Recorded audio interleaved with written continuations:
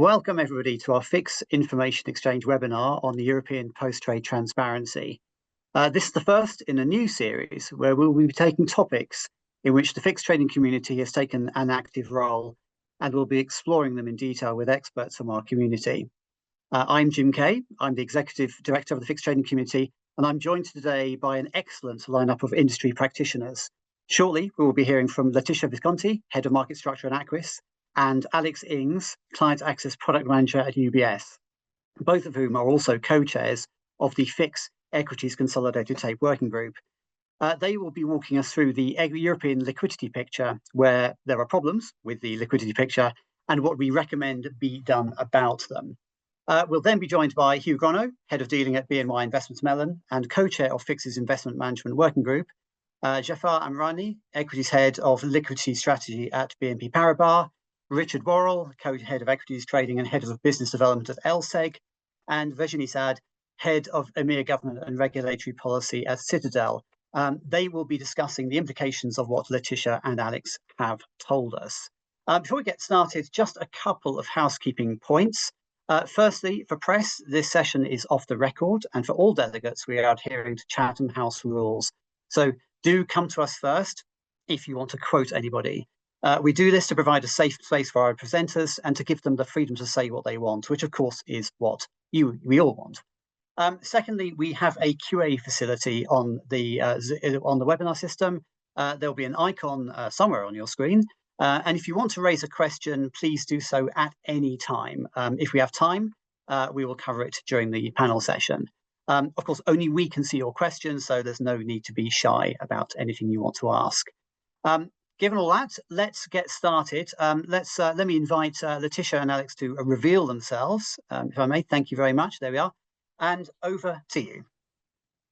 Thank you, Jim. Thanks very much, Jim. Okay, so firstly, let's compare how European liquidity venues stack up against the US.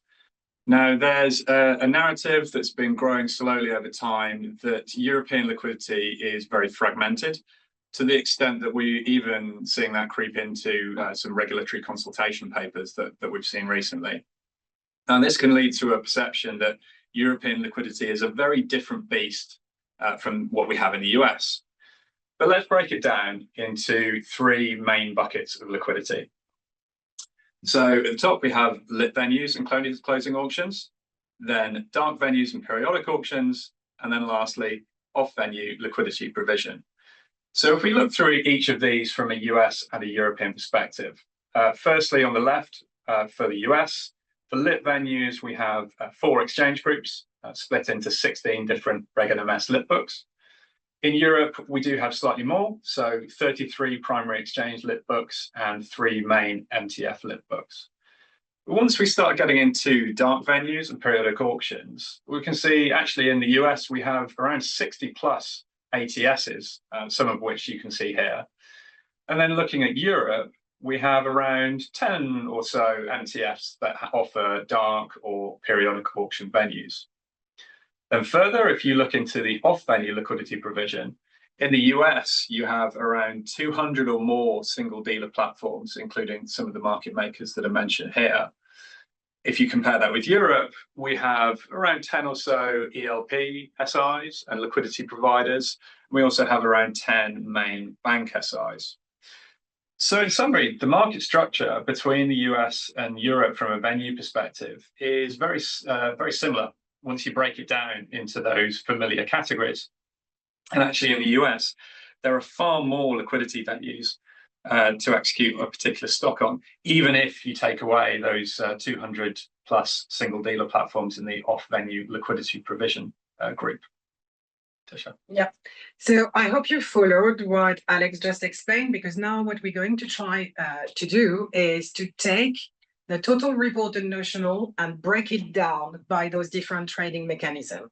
So what we did here, we used BMLL data together with the regulatory flag that investment firm and trading venue have to use in Europe, in the UK. And we looked at the notional traded since beginning of the year, so 2nd of Jan till 21st of August. The numbers we're going to show covers UK equities, EU equities, and Swiss equities. So we're really talking about Europe as a region, not a specific jurisdiction, because that's basically how people are looking at the data. So if we look at this, we're basically going to have around 107 billion ADV for the whole of year-to-date 2025, roughly split half-half between on-venue mechanism and off-venue mechanism. So again, using MIC code, we're able to actually further categorize the data for the off-venue between OTC, MIC code XOF, off-book on exchange, which are negotiated trade outside of trading books, but reported on a trading venue. And the last category for systematic internalizer, which is where you have bilateral on-risk liquidity provision, whereby in comparison to OTC, that's the part where you should be more along the line of ad hoc, infrequent, and non-systematic. So when you look at this pie chart, there's something that really stands out. First of all, we said OTC is supposed to be ad hoc, infrequent, and non-systematic. And we have 14%, almost 15% market share for OTC trading. On the off-book, on-exchange activity, again, 21% of the notional reported falls into this category. So what we're going to do now is to go a little bit deeper in the data and start leveraging regulatory flag. And the first thing we're going to look at is the off-book on exchange. So key issues with the data, off-book on exchange. Actually, when you look at the granularity of the data, there's a little problem here. Everything you will see on the tape flagged as NPFT is very likely to be clearing activity. And that is not a small proportion. It's actually 70% of the trade reported as being off-book on exchange. So the rest of this category, we basically designated it as off-book on exchange price forming, and it's only 6.4% of the total reported notional traded in Europe. Second problem we have is we know for a fact that there are duplicated reporting on the OTC category, so anything flagged XOF. The classic example you will be hearing about on this one is if you have, let's say, a German firm executing on Vodafone against a UK systematic internalizer, they can affect this trade. It's in line with the share trading obligation. But the regulatory regime of the UK on one side and the EU on the other side will lead to two trade report. The UK SI will be printing an SINT trade, which will fall in the systematic internalizer category, while the EU investment firm will have no choice but to trigger a trade report flagged as OTC XOF. So we know that in this category, there's a proportion potentially non-negligible that are echoes of real transaction and shouldn't be taken into consideration on this pie chart. The next one is what the category where we're certain it's price forming. SI trade, the SI trade. They are pure liquidity provision on risk. Off-book on exchange, price forming, once you remove the technical trade. Likewise, there are trades where you have economic interest in our issuers. But with the data we have at hand, it's actually quite difficult to understand how and when it's being traded. And that's mainly due to divergence between the UK and the EU in the way we're managing the regulatory flag. So if we move on forward is how do we overcome these issues with the key data? We can still get a reframing of the liquidity by cleaning up the data. So the first thing we're going to do is we're removing NPFT. Obviously, overall ADV goes down to 91 billion, and the proportion between on-venue and off-venue change. Now, if we look now at reconfiguring what's happening off-venue, instead of looking at OTC versus SI versus XOF, we're going to try to leverage the regulatory flag to allocate trades to a category of special trades where basically you have specific condition on how the price was determined, specific condition in terms of how the transaction was structured. Likely those trades are a little bit less accessible than the one we flagged as close and the one we flagged as intraday. How do we determine the close in this pie chart? Again, uniquely by leveraging the regulatory flag. in the UK, investment firm executing outside of trading venue have to flag any trades done in reference to the closing price with a specific tag called CLSC. So that's kind of the picture. Obviously, on the trading venue side, doesn't really change, percentage change because the denominator changed. We can go one step further on the data and now look at who's doing what in each of those categories. So on the close, it's mainly UK SI, which are driving the close internalization in this category. Remember, what I said at the beginning is we can only for sure leverage those flags for execution taking place in the UK. It doesn't mean it's a proportion for UK stocks because UKSI will be trading European stocks the same way they'll be trading Swiss stocks. So this proportion is actually an activity taking place in the UK than on the whole of the universe of stocks we're talking about. Now, the UKSI actually in the close category represent around 70% of the activity in the close happening outside of trading venue. If we go on the intraday, we'll have roughly a majority of trade under the SI regime. Then next, the off-book on exchange, which is what you will expect.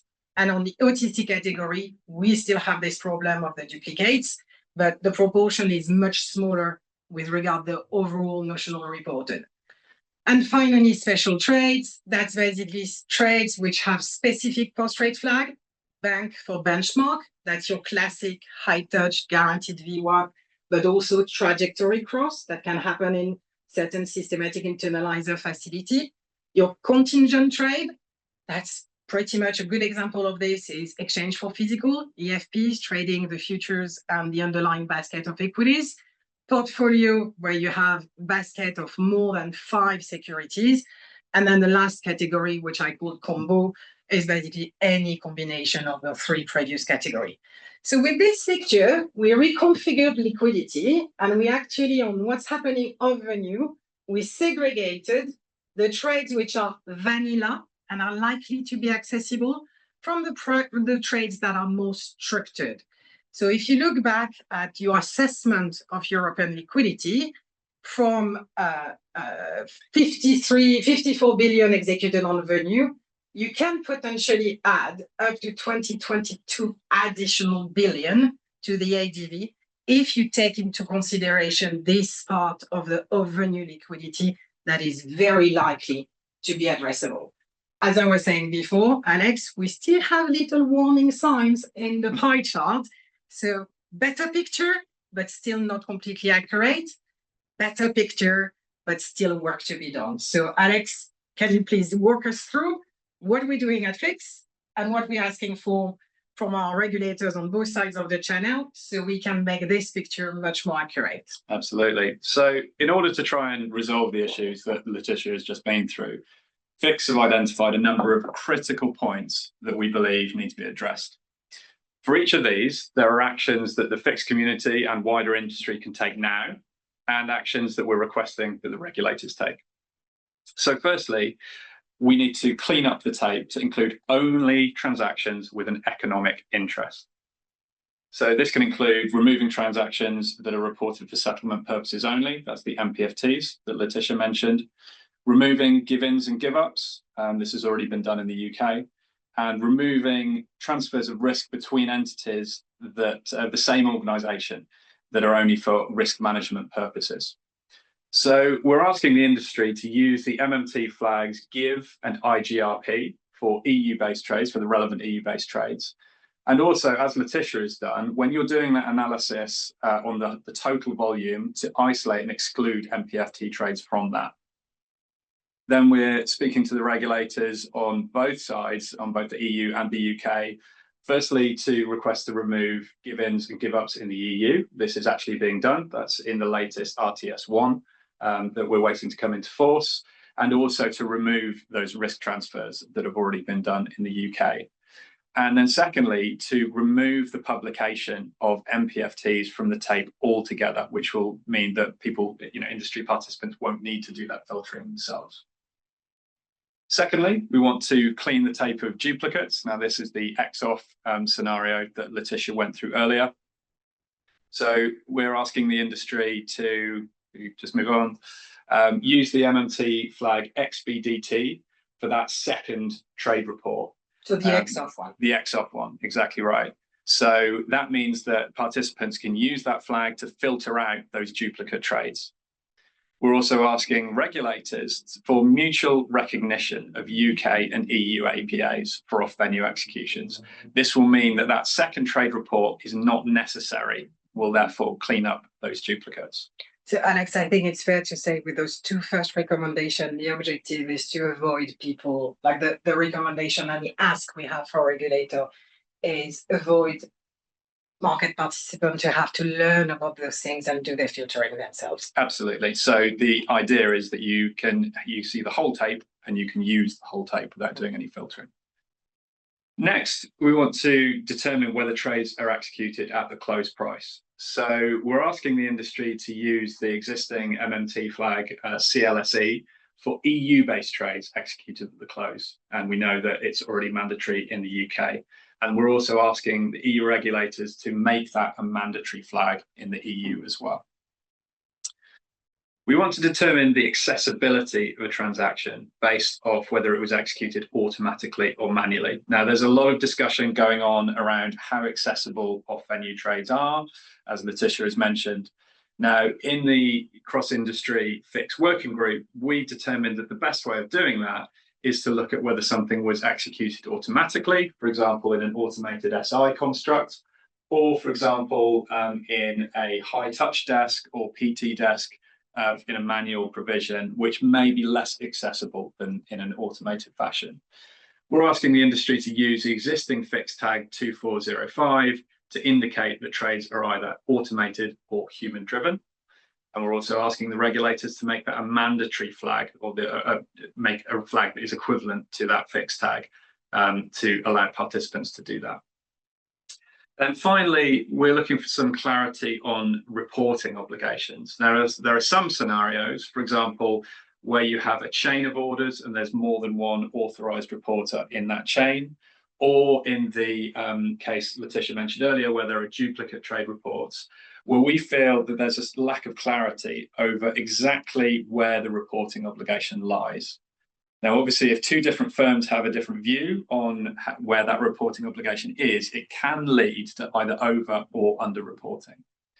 Now, FIX have already issued industry guidance on these trading scenarios, including the cross-border cases we mentioned. So we're asking the industry to look at that guidance and change their reporting practices if necessary to match that. And we're asking the regulators to issue their own guidance, ideally based on FIXes, to update. Would be better. Yeah, exactly. To update their post-trade reporting manuals in order to give full clarity to the industry. So you may be thinking, if we're asking for all this regulatory change, why do we need to do these voluntary changes in the short term? Now, obviously, reg change is not guaranteed by any means, and it's also not necessarily quick. So the more that the industry can do to follow these recommendations that we have in this middle column in the short term, the better it will be for the tape in the long term. And to be fair, when you look at the data in detail, you do see some people that have opted in for voluntary disclosure of those fields. However, the level of participation is really, really low. So it doesn't give you yet this granularity we need for, especially for the differentiation between the close and continuous trading. If you'd like to get involved, please contact us at fix@fixtrading.org in case you want to be involved in the Equities Consolidated Tape Working Group, in the MMT Steering and Technical Committees, or any of the other working groups, and you can make a difference.